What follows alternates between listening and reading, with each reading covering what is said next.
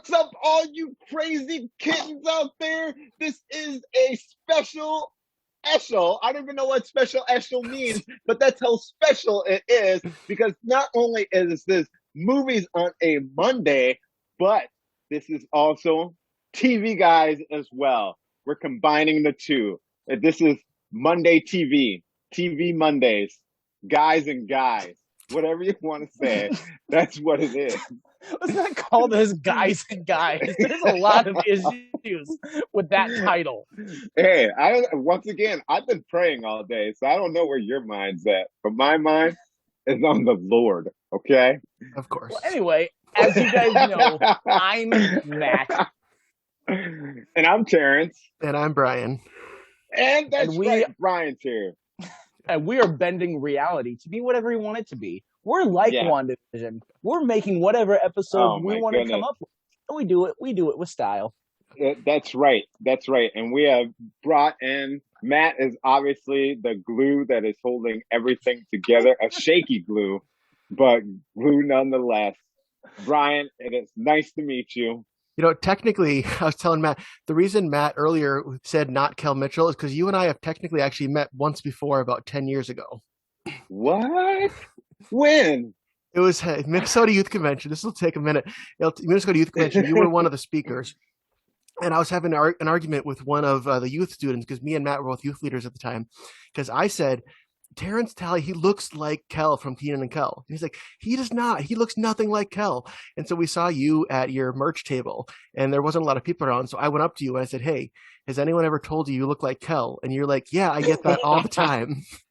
So I just felt I got vindicated in that moment. Like, I told you, I'm right. You go ahead. I told you that. I told you this, like, when I first started TV Guys, I brought up this anecdote, and I asked you about it. Okay, so here's the thing. I remember you did say that, Matt. I just did. Shut up, Matt. So, you can't even let me have it. You can't let me have it without yelling at me. No. So one time I was at the Mall of America, and this is a while ago. I'm at the Mall of America, and then somebody yelled out randomly. I'm walking right past Nordstrom's or something, and somebody yells out, "Is that Kel Mitchell?" And I kid you not, all these people started to come towards me, and they're like, "Oh, can I get a picture with you?" And you know what I did? I took pictures. I signed things. I don't even know if I spelled his name right, but I signed it. There's probably some girl out there. She's like 19 years old, and she's telling the story about how she met Kel Mitchell at the Mall of America. But you know what the truth is? She didn't. That's right. She met me. You're the Denzel Washington from Game Night. I was going to say that. I was about to say that. That's right. I worked at Mall of America for 8 years. That could have been me. It wasn't, but you were the girl running up to me. I wanted to take that picture. I misunderstood that. Brian, I was going to say there's no way anyone's ever going to compare you to Kel Mitchell. No one's ever going to look at you like, oh, I think that guy is Kel Mitchell. He's giving me Kel Mitchell vibes. He likes grape soda. Orange soda. See this? I just figured he was black, great, whatever. So there's a reason why this is a coming together of the two podcasts. Because Matt and I, Brian, I don't know if you had this conversation with Matt, but we have talked about how WandaVision is, I think it's technically, it's a movie sort of, because it's in the Marvel Cinematic Universe. Yes. Is it shaped like a TV show? Yes. It's basically like the Wanda Solo movie. Yes, exactly. See, Matt, what are you talking about?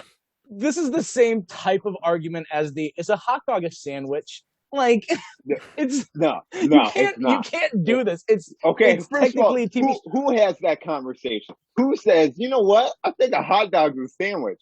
I've never heard anybody in their right mind say that. You are literally the first person I've ever had that come out of their mouth. Have you never been on the internet before, Terrence? No. What's the internet? What is this thing you speak of? Is this how this episode's going to go this whole time? Pretty much. So Terrence, here's a couple things that will just because here's a couple other common things that are like that. Like, is cereal? Is it soup? Or is No. Pop Tarts pizza? Not pizza. Ravioli. There you go. Are Pop Tarts ravioli? There's a couple other ones that are like that type of thinking. Or if you're completely underwater, are you actually wet because the atmosphere around you is water? Or are you not wet until you come out of water? You're wet when you come out of water. Can Because- water get wet? Is the way I've heard that too. Yeah. But technically, you're not wet until you exit the water, because then it's like I am absent of the water and now I am wet. You can't be wet inside the water. Or Brian, you got him. You got him. He's like, who would have these sort of stupid arguments? And then you pose the question and you suck them in. We're here to talk about WandaVision, okay? How far are we into this? And we've only mentioned it by name. That's true. All right, let's talk about the good thing. Let's start. What was great about this series? Okay. Wait. I need clarification. Sorry, man. I need clarification. Now, are we specifically just speaking to this one episode? Are we taking the series as a whole? Are we doing both? I need to know. Why don't we start with the episode itself, the series finale, talk about the broader implications of the whole series, and then also the broader implications of the entire MCU. So obviously, as we're talking about the series finale, we're going to spoil it. So if you have not seen an episode, you're like, I want to catch up, now is your time to pause this. We're not going anywhere. We're staying online. No. So you can just come back to us later. What's online? I'm sorry, man. I just don't know these things. We're going to fax this out to our listeners. Yeah, for all the boomers who want to listen to this. All right. So, okay, I'm just going to jump in here. Okay. Go for it. So the finale itself, I felt like it gave me TV vibes. Like this whole time, I've been kind of feeling like, okay, this is kind of like cinematic. This is what I was thinking of when I thought of the Marvel Cinematic Universe doing this TV show. But when the final episode appeared, to me, that felt like a TV finale. And yes, it's framed as TV show, so I should have expected that, but I just wasn't, because I feel like up until that point, they'd done a really good job of bringing that cinematic feel.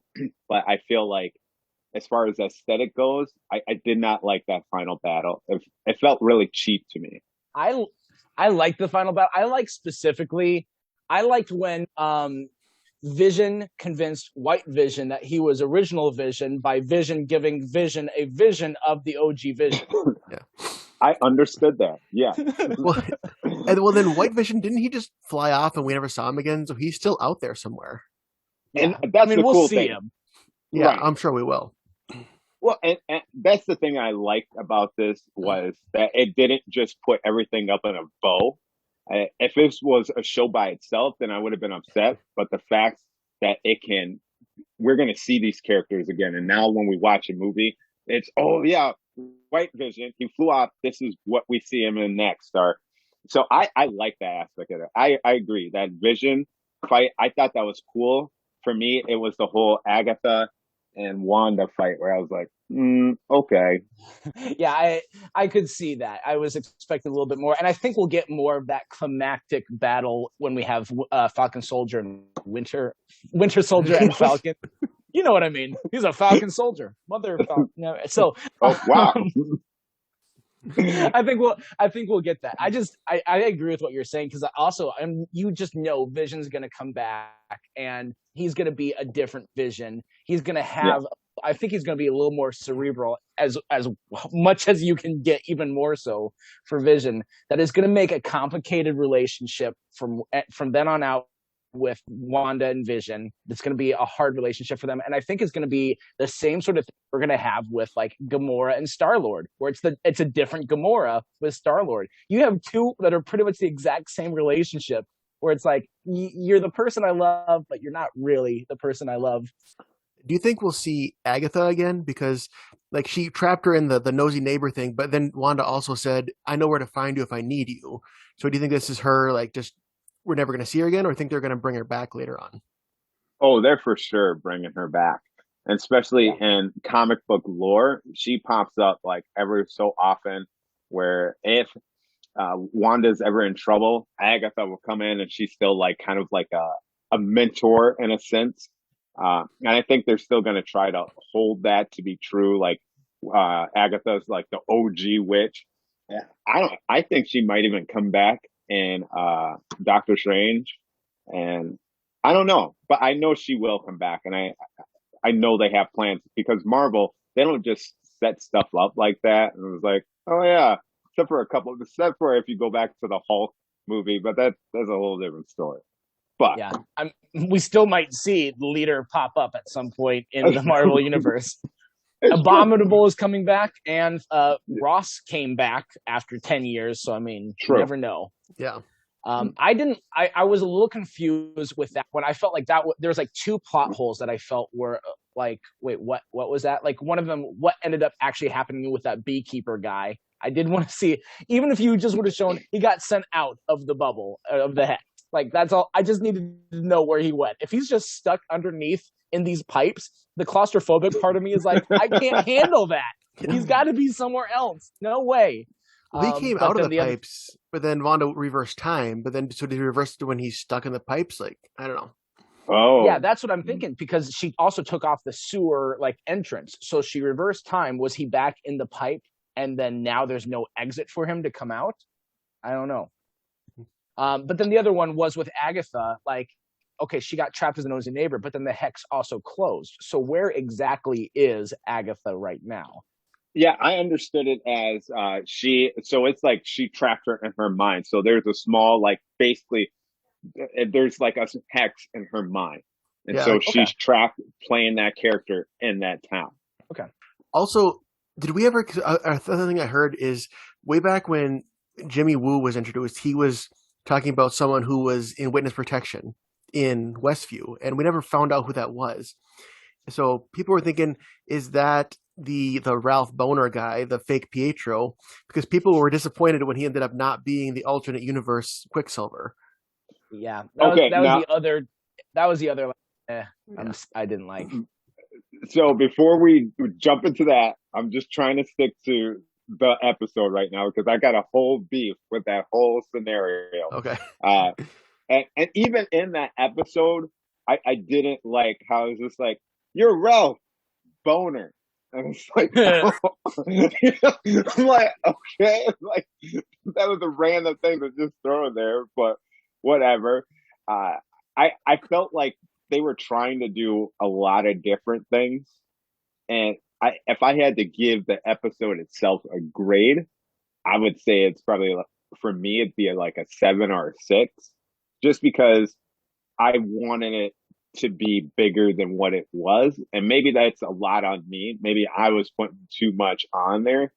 But at the same time, they had hyped this episode. I feel like they hyped this episode up. Like, this was like, all right, we're coming into the final battle. Agatha, we got Bad Vision, we got all these things. The army's coming in. And then it was just like, oh, yeah. I love how they ended it with her. I love how she walked down the street. I don't know why, but I felt like that was cool, where she was like walking back into town and people are like, this girl right here, what's her problem? I just didn't like how she was like, you know what? I'm flying out. Peace out. Like, why would you just walk into the town just to fly out? That makes no sense to me. Didn't she walk in to talk to Monica and then flew out? Yeah. But how'd she know she was there then? True. She's WandaVision. She knows things. She can read minds. She's not Wanda nowhere. She's just WandaVision. WandaVision. I joked about the Vision thing. I loved, honestly, the Vision intellectual fight. Like, it's very memeable because, like, you got Agatha and Scarlet Witch outside and they're throwing darts and magic and blowing each other up, and then inside is like, so there's this boat. Ah, yes, the boat. Like, that's such a Vision fight. They're fighting, and then Hex Vision just says something, and all of a sudden she stops. I require a elaboration, like so That so was calmly. pretty awesome. And then I did like they definitely had the, as you were talking about, like that end TV show vibes, to the very like cliche of you also turn off the lights to show that it's the last episode, Yeah. and then Vision turns them back on and they have like this moment, and the moment was really, it was very sweet, and I thought it was well written, especially the line of like, we've said goodbye before, so it only goes to show we'll say hello again in the future. Yeah. You know, if you were to change that music out at the end, let's say you put in there something from 28 Days Later, and when she starts putting the kids, oh no, you know what? Better yet, change it to the scene, the music with Titanic, where the old lady's tucking her kids to bed. That's what I thought. I was like, oh my gosh, this is a horror. Like, imagine you know your kids are going to die, and you're like, oh, good night, honey. I'll see you later. Like, what is that? That was really traumatic for me. Yeah. And so I see. I like that they had those moments. I just hope there's a payoff and the next movie, at least. Like there has to be some weight to everything that's just happened. I just don't want to see, oh, there goes bad Wanda now. She's evil Wanda, but now you have a lot to work with where this should pay off. I just worry that it's not. Yeah, that's why it's hard to grade this, because a lot of it depends on what they do with it going forward. Mm-hmm. Yeah, they had a lot of setting. Like, you, even with the two post credit scenes, you could tell all the setup they did. So I mean, like, they set up WandaVision in the full power that she's going to have. They still set up like multiverse, even though they didn't actually break it open. They have been teasing that possibility all the way back with the Spider-Man Far From Home and like the title of Doctor Strange. Like, they're like, we know the multiverse exists. Are we going to get into it? Who knows? We might not get into it, and that might be part of your beef, Terrence, and we can talk about that in a minute. But then they also set up, like we said, Vision, and then they set up now Captain Marvel 2. They did a lot of legwork for Monica, her role in Captain Marvel 2. So we know there's going to be payoff, and they are really good at like, well, we've already given Wanda a lot of room here. We've shown this huge arc, and the story was very personal for her. So when she comes into the next movie, we don't have to spend a lot of time on that story because people are already invested and they are caught up with what's going on. Right. No, and I agree. And that's the hope. And I think that is what's ultimately going to be the grade for this episode, is what they do in Doctor Strange. And even I know that they're having Doctor Strange kind of be like this mini Avengers style, like, all right, this is going to end, what is it, phase 4 or whatever, and have this big thing. But I worry now, if you're drawing in Spider-Man into that, if you're drawing in Wanda and what happened in WandaVision, and you still got to hold up Doctor Strange, and you still got to hold up, what's his head, the black dude, what's his name? I'm forgetting his name now. I should know this. Mordo. But Baron Mordo. Yeah, you still got to hold him up. I feel like now I worry that they're juggling too much at this point in one movie. I've been that way for like the last 7 years. Like, oh, Avengers 2.5 with Civil War. How are they going to balance all these guys? Well, let's add even more for Infinity War. Oh, how are they going to do that? Oh, let's add even more for Endgame. Like, you know. Well, True. by the time you got to Endgame, they had to make it a 3-hour movie to get everything in. Yeah. Right. Mm-hmm. I agree. I obviously Marvel, they do a fantabulous job on pulling off all these things. Yeah, that's right. I said fantabulous. Yeah, what are you going to do about it? And so I'm calling to the screen. I'm going to slap you in the face. That's what I'm doing. I just from the starting of taking off from the last episode, what is it, episode 8 until 9, I kind of like how it started, where we left off, we picked up where we left off, but from there, I didn't feel comfortable with it. It drew me back in when the two Visions had to fight. That's when I was like, okay, this is kind of cool again. I like this. Yeah. But then outside of that, I was like, oh, all right, it's a TV show. That's cool.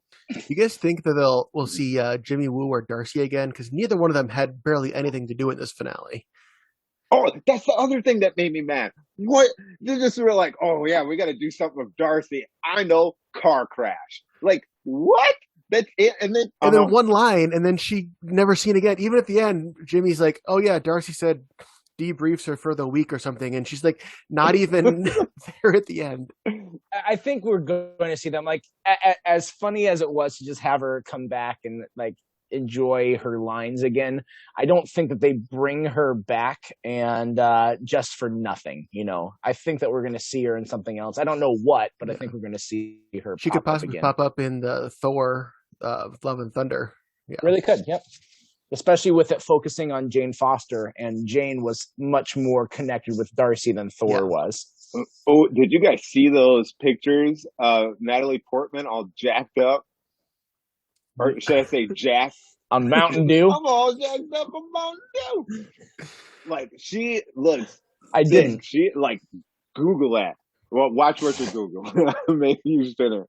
I don't know how the internet works. Natalie Portman fit. Let me see. Image only search. Yeah, that'll do it. Well, I just hope they give her more stuff to do with there than they did with the Star Wars prequels, because she didn't get to do hardly anything in those movies. Yeah. They could have put like a cardboard box and been like, "That's Natalie Portman," and it still would have done the same thing. So, real quick, funny story about Natalie Portman and cardboard. When I was in college, I had the job in housekeeping, so I cleaned all the boys' bathrooms. And there's this one floor that they were like pains in the butts, but they did one prank that was like really funny, because like they did some pranks that were like disgusting, like put poop on the radiator and turn it on full blast. No, they didn't. So there's one time they did. There was one time that they did something that was actually funny and scared the crap out of me. They had the shower curtain closed, but like the shower wasn't running, of course. So we're like, well, what the heck? So, we're going into there to clean it, and we're like, no one's in there. So I pull back the shower curtain, and there is a cardboard life-size cutout of Natalie Portman looking fierce, holding a gun, Star Wars 2 Attack of the Clones, and scared the crap out of me. I can't explain how like that made me so like. And then I had the guys come around the corner, and they're like, "What did?" The scariest part of that is that means somebody already had a cardboard cutout of Natalie Portman in the dorms. That's had a lot scary. of kiss marks on it. Oh. I'm just kidding. Calm down. All right. Series overall, what did you guys think? Was there anything that we talked a little bit about ways that they ended it and maybe things we would have liked differently.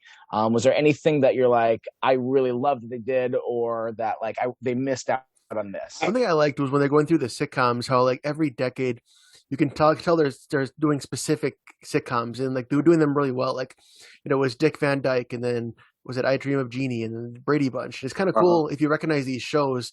Seeing what they did throughout them was kind of cool.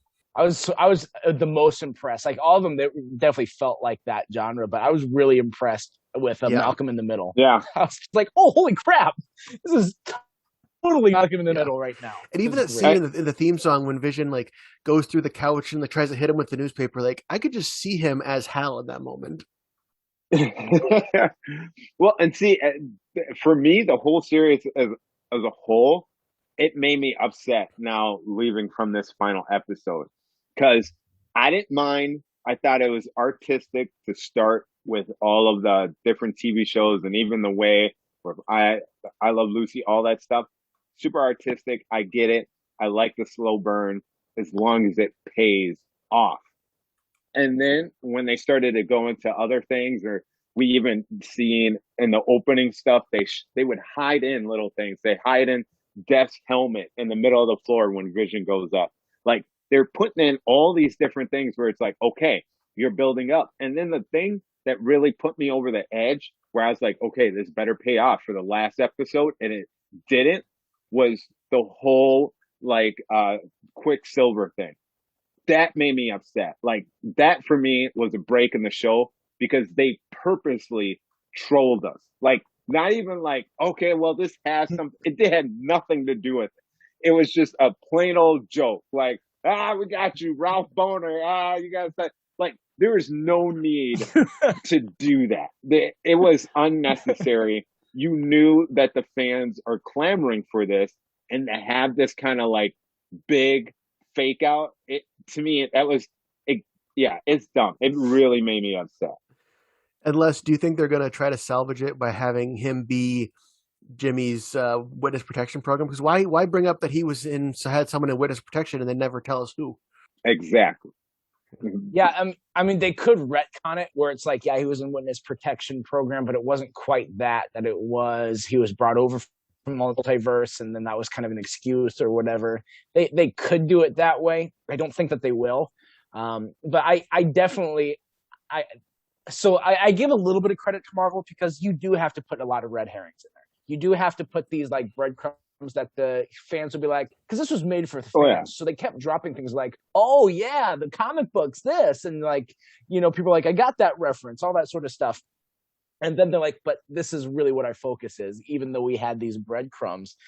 And so I give them a little bit of credit on that, but I just don't like yet how they're toying with multiverse, but not yet paying it off. Well, and it was that, like, I totally agree with that. Like, okay, I'm cool with some red herrings here and there, but even when we all knew from day one that Agatha was going to be Agatha Harkness or whatever, well, like, we knew that, and we knew, like, okay, she is going to be the bad guy, but there has to be somebody else. But then it's like you introduce this B level villain, and you're like, okay, the A level villain's going to come in somewhere, and it didn't. And it's like, why'd you do that? We all knew it was coming. That it was no surprise. It was cool how they got her there, but was it a surprise? No, not at all. We saw that coming. And so if you know, it's like football. If I'm gonna do a good game on you, if I'm gonna win the game, I'm gonna make you think it's one thing and then totally do something that's gonna blow your mind. And like we never even thought about that. This I thought about all of these scenarios. Even when you told me last week about the whole like Paul Bettany, like, oh yeah, I've been waiting to play with this character for the longest time. It ends up being himself. That's dumb.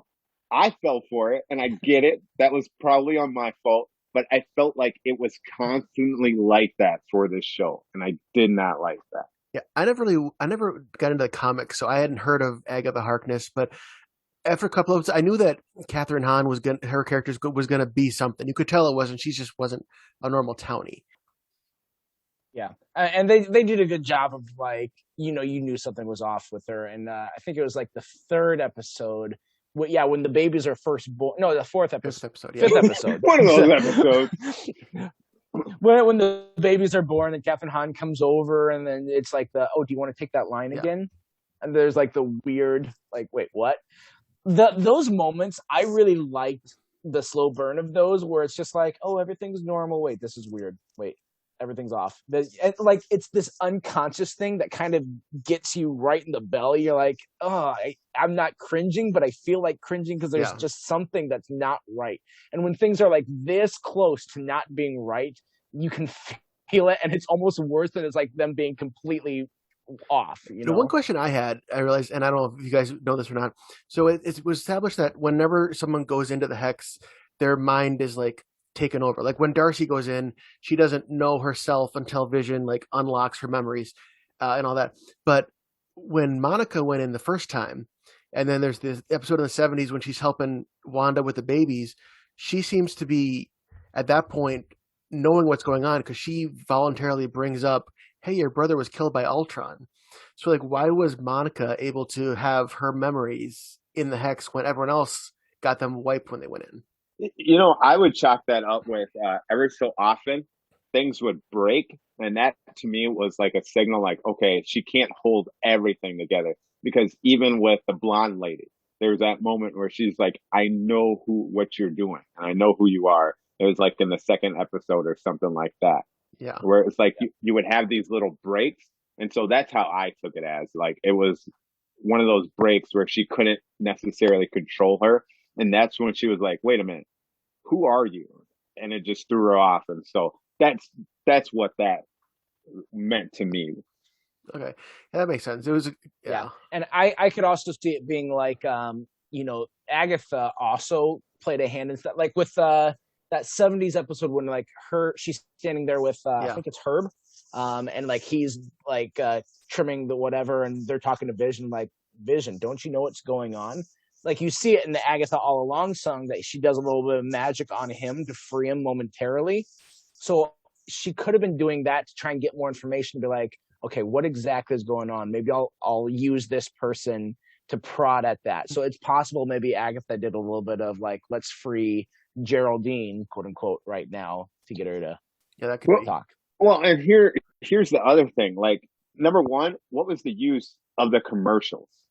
Like, there is so much like cool symbolism in the commercials, but it never paid off. Like, I thought there was something. I thought maybe Agatha was trying to like send a message or anything. I don't know, but I feel like that didn't pay off at all.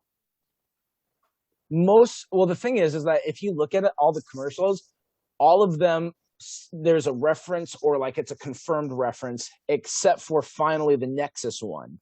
And I felt like that final one was the foreshadowing for that multiverse, for like, in the comics, there's the Nexus beings and the fragmented realities, whether it ends up being a multiverse or whether it just ends up being reality gets broken into fragments, whatever it was. Even the yo-yo magic, we do see now, okay, obviously in hindsight, we see Agatha Harkness, that's her. She steals the magic and it sucks the person dry. Like that's kind of what we saw with the kid on the island. His life force got drained away because he couldn't get that magic. So like all the other ones make sense, but the Nexus one, it easily could be the foreshadowing of what's coming up. And the commercials, I thought, came from the subconscious of Wanda, because she's chaos magic. She didn't know what she was doing, and it's just a part of like her mind that she couldn't really control, of knowing there needs to be commercials, but then it kind of blends in with this stuff that's going on in her life. That's flimsy to me. Like, I'm like, I see what you're saying and I hear you, but that's real flimsy for me. And I'm like, I still don't feel like there is a need for the commercials. Or one of the cool things, because I know I've been the guy like super negative on this, and I like this stuff. You usually are, Terrence. One thing I do like going into this was beforehand with Thanos, it's all about order. It's like, hey, we got to put everything in balance.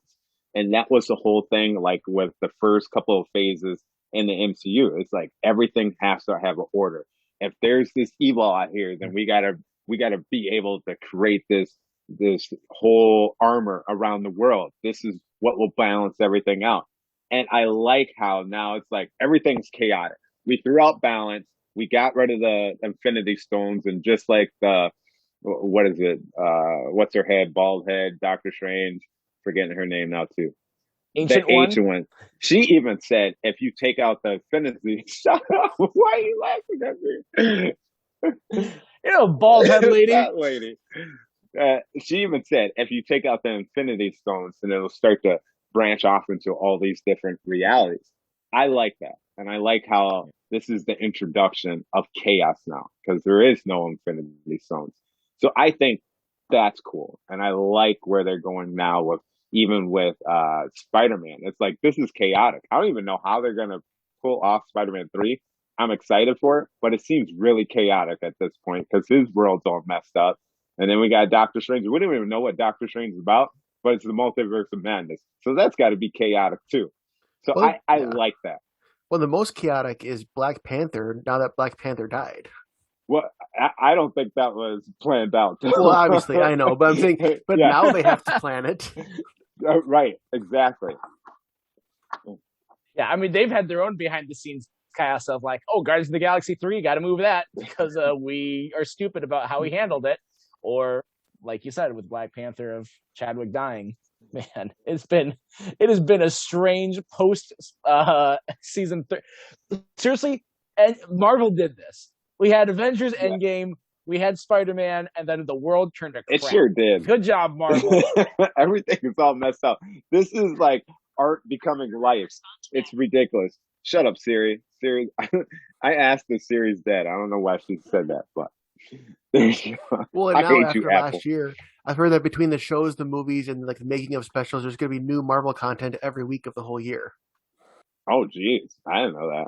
I think this week we're getting a making of WandaVision special, and then the next week they're jumping into Falcon and Winter Soldier, and it's going to be going through like there's a Loki, the Black Panther, the Black Widow, and the Hawkeye show, and all that. I think we're going to see more of the impact of WandaVision in Loki. I think we're going to see Loki having to deal with this Nexus stuff and the fragments and working for. There's like some division or whatever in the comics where it's like they go between these rifts. The time variance. The time cops sort of thing. Yeah, that makes sense. So I think that Loki might be an agent for them of what you're talking about. Like, there's all this chaos. We have got to fix this chaos. Yeah. So, yeah. Go ahead. Go for, no, you, Brian, you go for it. I was just saying something that Matt and I have talked about. So it seems like in the show, Monica got her powers from going in and out of the hex. At least that's what it seemed like. So it could also be a thing where some of these other people who've been in the hex could end up with powers. Like for a while, it seemed like they were going to be maybe using that to set up X-Men, and it didn't happen. But do you think any of these people, like that Norm guy who worked with Vision, do you think he's ever going to come back and be like, oh, well, because of the hex, I have this power, or any of the other characters? Or do you think they're setting any of them up? No, I don't think so. I think this is another case of it just. I think Marvel's tried to put in these characters. We're like, well, how are we going to give Rambo her powers? She goes to the hex. Like, that doesn't make sense to me at all. So you're telling me that Wanda's so powerful that she gives other people powers too? Like that, I don't like that. And that, I feel like that's really cheaply written. Well, what I feel like that is it's like that she had the powers were in you all along, but like that it was activated by this change in reality. And that was actually a common thread. So I watched Agents of S.H.I.E.L.D. I didn't watch Runaways. Like when the Darkhold popped up, there was actually a very significant portion of Agents of S.H.I.E.L.D., one of the seasons, where they actually brought in the Robbie Reyes Ghost Rider. And that whole season was kicked off because of the Darkhold, that these scientists got hold of it and they're messing with it, and it caused them all to die. And then their ghosts were stuck on Earth because of what they did by screwing with this book. And that was at the time when Doctor Strange came out. And actually, if you watch Doctor Strange, at the beginning, we see the Darkhold in the library. Mm-hmm. And then later, when Cassius is there, or after he had already come and taken that one book away, then that Darkhold is missing later. And so obviously it got from Doctor Strange's spot, went to Agents of S.H.I.E.L.D., even though they haven't for a while, like they've kind of been like, yeah, it's kind of canon, but it's also not canon. Like they haven't really committed to it, and it's not canon the way that these shows are. But then it brings it to that Ghost Rider has to come up. Ghost Rider ends up taking the book. Somehow it makes it to the TV show Runaways, which they have never said is like anything close to canon. I don't remember exactly what happens in that because I never watched it. But then now we see Agatha suddenly has it and brought it back to this. So there's a couple different Agents of S.H.I.E.L.D. references in this and in this show. And I'm a little interested to see, are they going to bring in Agents of S.H.I.E.L.D. stuff? Are they going to bring in some of the Netflix, because we've heard stuff like that too, some of the Netflix Defenders stuff? Are they going to start trying to make these things canon? Because they do have their own fan base. I think they will, in the sense of, oh yeah, these played off in another universe sort of thing or different reality. But I don't think in the main like stream of things, hey, this is part of it. You can go back to the show and this is how this book got here. I don't think they're going to do that.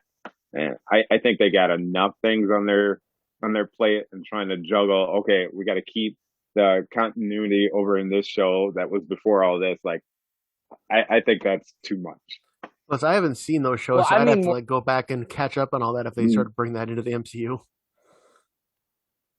I don't think that they'll be like, well, we have to reference a lot of these situations or things that happen, but I absolutely like the casting for Robbie Reyes' Ghost Rider was fantastic. The casting for Quake was really good. The casting for like Charlie Cox's Daredevil was tremendous. Mike, whatever his last name was for Luke Cage, like that, he embodied Luke Cage so well.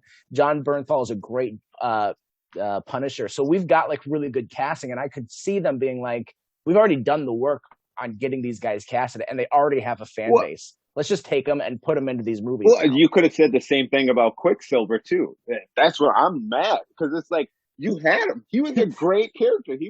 He's a great Quicksilver, and yet you just throw it away. Like, okay, It's like Terrence is I as think mad about Quicksilver as I am about Walt on Lost.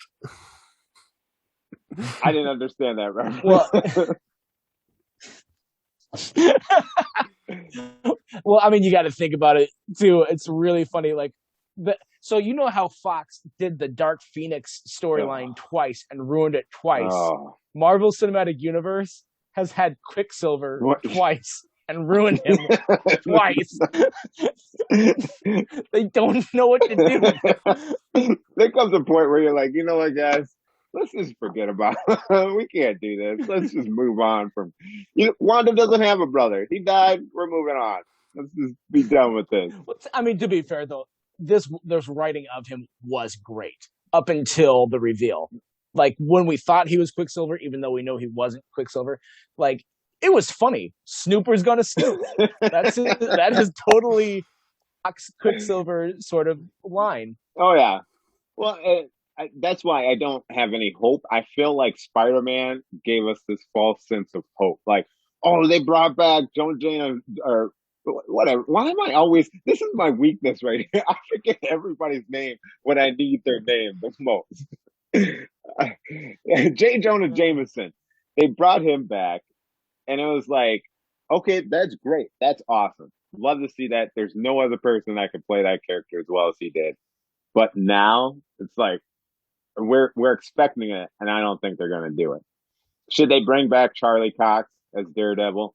Absolutely. He was an amazing Daredevil. John Bernthal as Punisher? Absolutely. He was an amazing Punisher. Are they going to do it? Absolutely not. They're not that into it. Yeah, it's sad. I mean, Charlie Cox is probably, to me, of all the Defenders outside of Iron Fist, he's the most replaceable in terms of like he's good, but like I could see other people playing him. I can't see someone else playing Jessica Jones as well as Kristen Ritter. She was Jessica Jones. Same with Mike, whatever his name, who Luke was Cage. Luke Cage. I feel like those two were like it's like Patrick Stewart as Xavier. Like you're not going to find a better casting than that. You can find great actors who will fill the role fine, but like it's like you pulled them out of the comic books and turned them into a person. Like we got it. There they are. And yeah, you didn't like Charlie Cox's Daredevil? No, I never said that. I thought he was really good. I think he would be a great addition to the MCU. I think you can recast him and another actor could play it really well. Ben Affleck? Huh? I never said that, Terrence. I don't like Ben Affleck. You don't like I've Ben come around Affleck? on him. What? I've come around on him. After The Town and Argo, I'm like, okay, I was a little hard on him. But he went through a string there where you are not a good actor. You know what? After Armageddon, it was downhill for a little while. It was like, you know what? I could coast through the rest of my career. It was good. Just like Bruce Willis. I swear, if I ever see Bruce Willis advertised in another movie, I will not go see that movie. Brian, I don't know if you've heard this or not. There are a couple of people I will not go see their movie anymore. Number one, I will never see a Fast and the Furious movie in the movie theater ever again. It is terrible. That whole series is trash after 4, because 4 was the best one. But after that, trash. I never want to go. No, don't you put that hand down. I will never see Kevin Hart in the movie theater again. He plays the same stinking character every stupid time. It makes me so upset. And I will never go see The Rock in the movie theater. Well, it's kind of like how Adam Sandler hasn't had a great movie in like a decade. Right. Except for Uncut Gems. Yes. Good, but just awful. Yeah. Like, it was suspenseful and it was terrible to watch. But I never got into the Fast and Furious movies, but I always thought, and my wife hates this joke, that for the 10th one, they should have called it Fast 10, Your Seatbelts.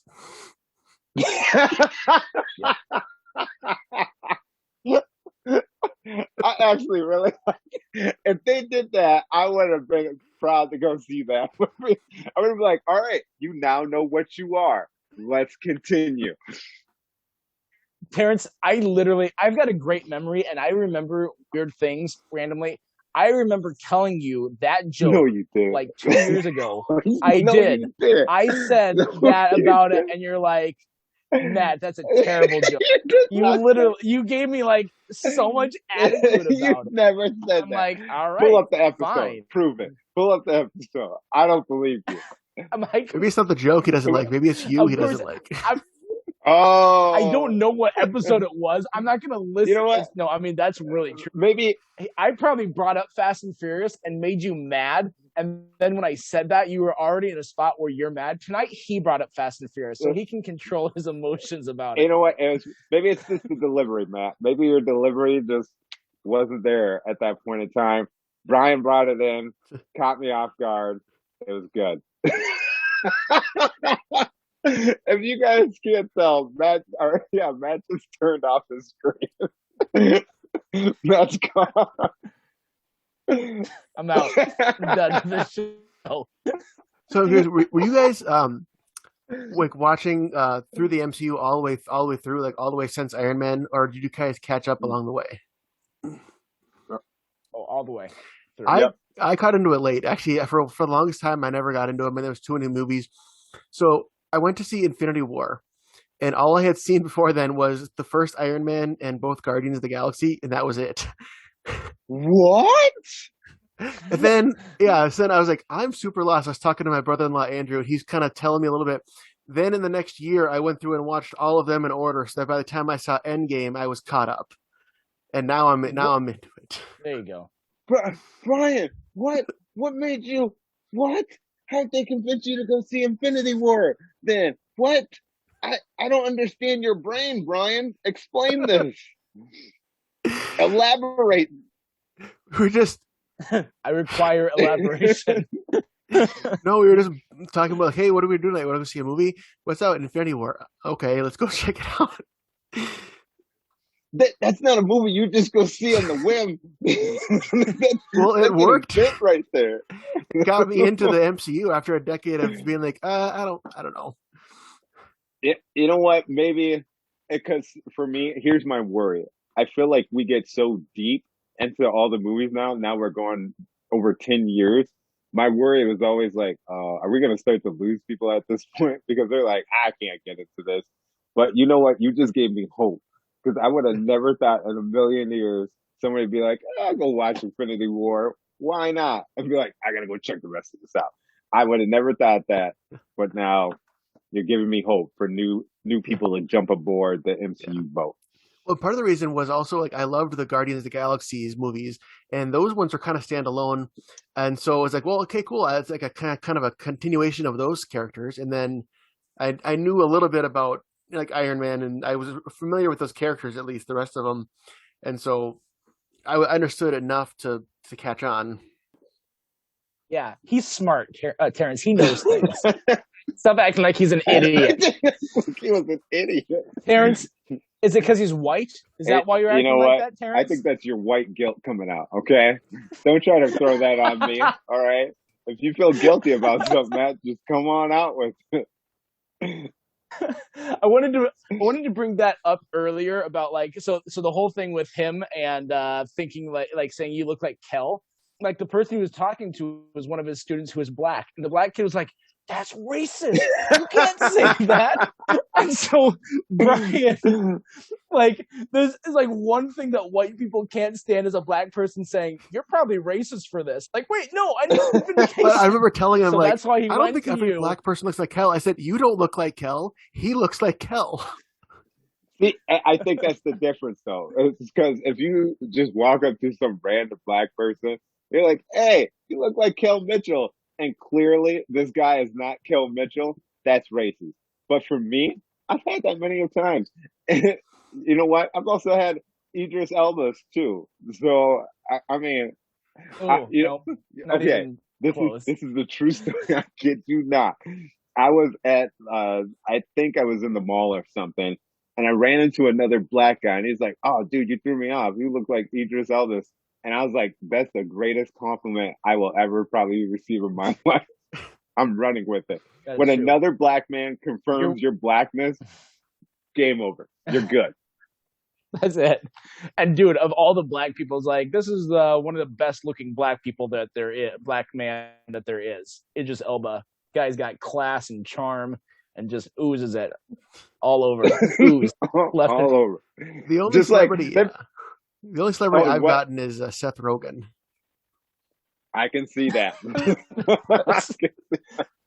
I've gotten Matt Damon, especially when I was in high school. I got Matt Damon a lot, and so someone then took a picture of me and a picture of Matt Damon, and they found like this program that it could slowly morph it from one to the other. And when he did it, it's like it didn't change as much as he thought it would. He's like, "Holy crap! I never thought you looked as much like he does." Were So they? I don't Were know they if I can using still DOS? find it, but DOS. Yeah, I forget. You don't know what these things are. See, he found it on the internet. It's this really nice place. It's a bunch of tubes, pretty much. It's a series of tubes. Oh, I thought you said it's a bunch of dudes. I was like, yeah, I didn't go there. It is. Well, I mean, there's not. There was a time. It seemed like there was only men on the internet. That you'd just be like, "Oh, I'm a girl." Like, no, you're not. No, we don't. You're a dude. Oh my goodness. Especially in chat rooms, in AOL chat rooms, you go in there and there's like ASF. Where are you from? Like M. We're all male. Like, oh, well, we're all losers on this Friday night. We're sitting here in a chat room, and all these women are out probably having fun and having lives. You know what? I gotta be honest with you. I never did that ever, not once. I remember there was this girl. So this is I. Oh God, why am I sharing this? Now, go for it. So there's this girl when I think it was in like 6th grade, and I'd be on like chat room at night, and especially like on Friday nights, and so she'd be on chat rooms too, and it's like, oh hey, maybe we can meet up on like a chat room or whatever. And I'm like, I'm usually on the Star Trek chat room. I just threw that out there, nonchalant. Like, you can find me there. She's like, oh, okay. So like the whole night, I'm waiting for her to show up in the Star Trek chat room. My poor 6th grade naive self thought this girl would be like, yeah, I'll go do that. I never did that. When I was a kid, I was on the Muppet Central forums. What? I didn't even know they had that. Yep. Brian hosts those. Biggest Muppets fan you'll ever meet. Are you really? In the That's world. probably true. Yeah, I am. I'm pretty much an encyclopedia. Really? Yeah. Ask him anything. Ask him any Muppet related question, and he'll give you a good. When did Muppet Babies come out? The original Muppet Babies. The show came out. I in already like where 1984, this is starting. But earlier in 1984, there's the Muppets Take Manhattan, the third Muppet movie. And in that, Miss Piggy has a dream sequence about the characters, and you see all the Muppet Babies in puppet form singing a song in her imagination. And they took the characters from there, and then they made the cartoon show. They went from 84 to, I want to say, 91, something like that. And then they did the reboot version in 2018, which I haven't seen yet still. What? That's right, Terrence. I'm impressed. Get with it. I really am impressed. I was like, there's no way he knows about Muppet Babies. There you go. every now and then, like I'll text him like a Muppet fact. Like I think a couple of weeks ago, I read that like when they filmed Muppet Christmas Carol, that was shortly after Jim Henson died. So like one of the characters that he voiced was Ralph the dog, and they had Ralph in the movie, but they didn't have anyone replace him for voice acting because as a respect for that was one of the characters that he was the most like and really had a big connection with. And so like I texted that to Brian. He's like, oh yeah, I knew that also. And then he told me like 3 other things. I'm like, I should know. I can't ever like surprise. Well, he's like, oh Matt, you're so cute with your little facts about the Muppets. Oh. Yeah. Well, I said the first time that Ralph spoke after Jim Henson died was in the second episode of Muppets Tonight, hosted by Garth Brooks, where Ralph was doing piano for Garth Brooks and just did a couple mutterings like, oh yeah, that kind of stuff. Yep. The minute you brought in Garth Brooks, I was like, all right, I can't deal with this. Yeah, it's a short-lived. Yeah. See, that's me. That's me for Back to the Future. I'm that way with Back to the Future. Is there any like movie that you're like, I know more about this than maybe even the writers do? Is there anyone, Terrence, that you've got? A movie or movie, TV franchise, or franchise, whatever. I feel like I'm pretty knowledgeable when it comes to Marvel. Like even with this, when WandaVision all came up, that's what got me so hyped because I knew, okay, Agatha Arthur, I know her whole backstory. I know that she was first. It was the Fantastic Four that was like, oh, we need a babysitter for Reed Richard or Franklin Ben Franklin, and so I was like, okay, I followed that, and I followed just how she ended up and with Wanda and how she is like I know a lot about Marvel comics. And so when this show came about, that's what made me that's what's put a bad taste in my mouth. Cause even I know that even the weird things like okay, Wonder Man is the original person that Vision is based off of. He's got his brain waves in there. And so when he gets erased or when the first Vision dies, they want to bring Vision back. But Wonder Man's like, nah, you can't use my brain stuff no more because I like Wanda. And I didn't like how he liked Wanda because I really liked Wanda. And so it was this whole thing. And so, like, I know Marvel stuff. And so, yeah. Yeah, you didn't know when I told you that Kitty Pryde went by Shadowcat. I knew that. What are you talking about? I knew that. There was no way. A couple years ago, I brought No that up, way. and you're like, no, who are you talking about? No way. Like, I referred to her as Shadowcat before I called her Kitty Pryde, and you're like, what? I'm like, Kitty Pryde. You're like, I don't know where these. I don't know how you have these drops of knowledge where it falls out of your head. Anything, apparently, you caught me off guard with it, and I was just like, "Wait, what?" Or with Matt Fashion, you pulled something out of nowhere. I might have been talking about Fast and the Furious, and then all of a sudden you're like Shadowcat. I'm like, what? No, what? That could have happened. I will give you that. You kind of seem like the wife in this relationship where you're bringing up arguments you had like 2 years ago. That is really true. We've been doing this, Terrence. We're coming on 5 years. No, we're not. Are you serious? We're coming on 5 years. Yeah. And it all started with a bad Transformers movie. The worst one. That was so bad. Wow. I'm sorry. We're coming on 4 years. I take it back. We're coming on 4 years. I apologize. Oh, see, now all the awesomeness is left. It's like, 4 years? Shut up. 4 years ago, I was... 5 is such a nice round number. 4, what are we, a couple losers? That's not a real relationship, okay? I didn't ask my wife if I could marry her until like 10 years. Then I was like, all right, let's get married. We've been doing this long enough. All right. Well, remember when we started talking about WandaVision? We've been talking about nothing for the last 2 minutes. However, it's very possible this is the best part of our show. It's this last 15 minutes. So true. We've had fun. Oh my gosh. I really enjoyed this. This was a lot of fun. Guys, if you are Movies on a Monday fans, check us out on TV Guys. If you're TV Guys fans, check us out in Movies on a Monday. If you're fans of both, then God bless you. You know? Okay, now before we leave then, what would you guys grade WandaVision? We're talking F, A+. Where does the whole series fall? Solid A. If they nail some of the stuff that we talked about of the follow-up, I'd say A+, but definitely solid A. This is something Marvel doesn't do as much as to really take their time on like this emotional component of dealing with something that's so prevalent of like grief and how do you move on from grief and letting a character not be okay with something that's happened because she had been through a lot and you feel for her, but she still was a bad guy in a lot of ways. And so they really walked that line well where they drew attention to it. They're like, we're not excusing this. She messed up. She did bad things. And it was out of a place of hurt, but she did bad things. So like there's so much gray area and they navigated it so well. And not to mention the great production value of everything else. So I think they nailed it, even with the minor complaints I have. So I put it at an A. I'll give it a B.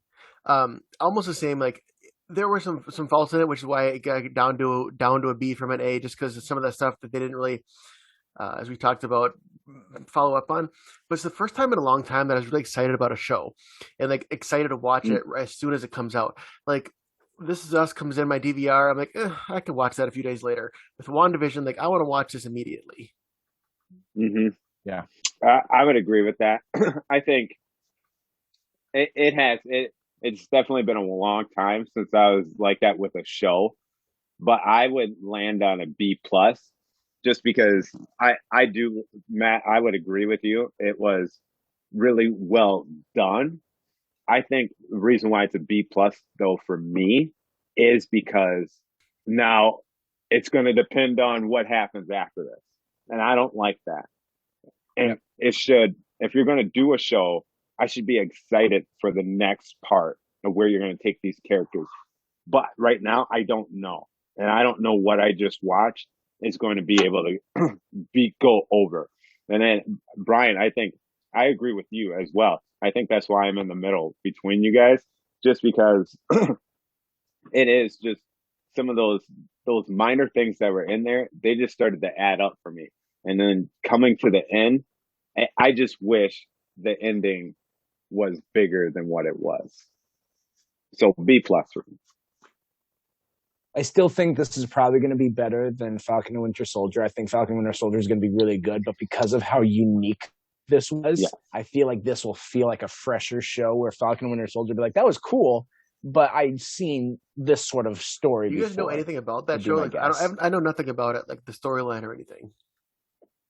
I just know Baron Zemo is coming back, the bad guy from Captain America Civil War, the one who was like manipulating them to actually fight each other. And he's going to be more comic based because in the comics he has like this iconic mask, and they already showed it in trailers that he's going to have that back. So he's going to be a little bit more of a comic booky type villain than he was in that movie.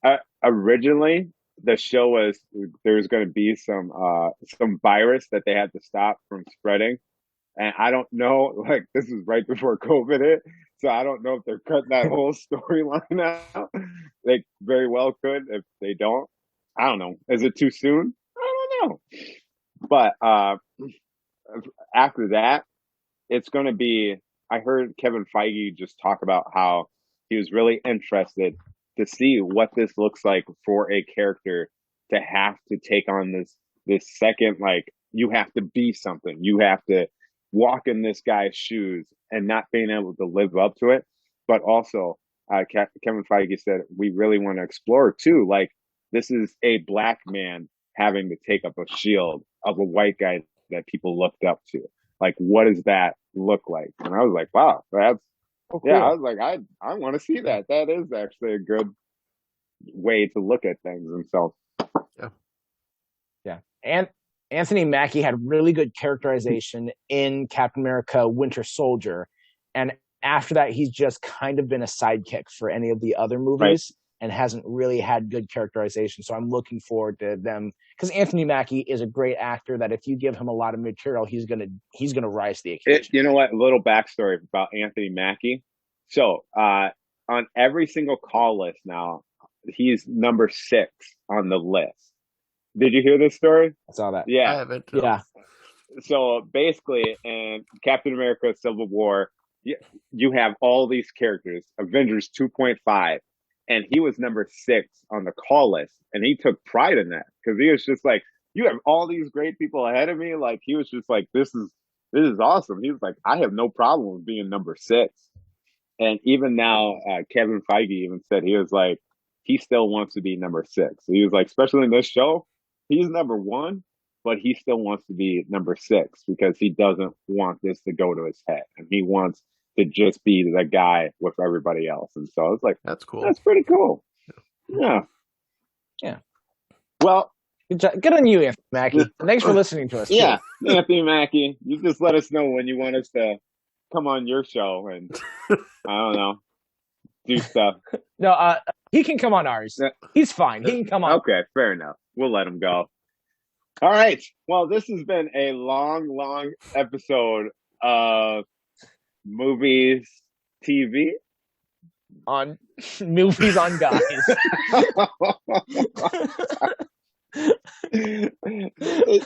Yeah, one of those two. TV on a Monday or Movie Guys. You know, I like movies on it, guys. That's way worse than anything else we come up with in here. You know what? I open it. Brian, why don't you close us? All right. I don't know how to close.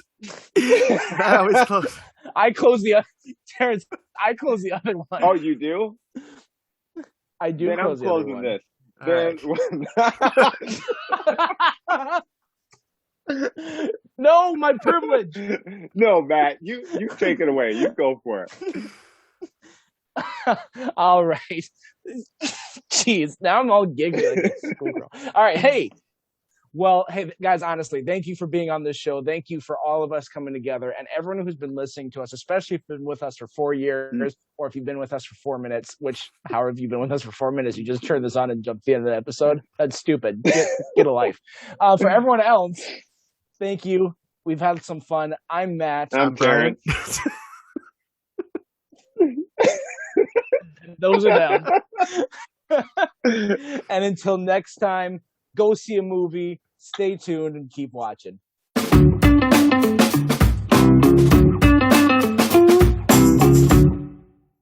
Okay, I just want to warn you guys, I've been spending this weekend watching a lot of Impractical Jokers, so I'm a little bit in I want to get you guys to fight mood.